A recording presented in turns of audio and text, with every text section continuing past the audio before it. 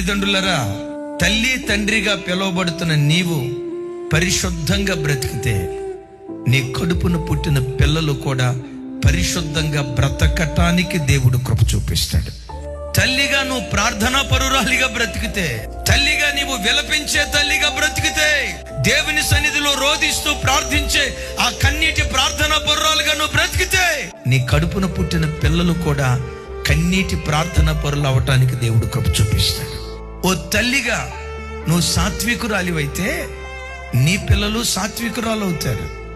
ఓ తల్లిగా నువ్వు శాంతమూర్తివైతే నీ కడుపున పుట్టిన పిల్లలు శాంతమూర్తులు అవుతారు.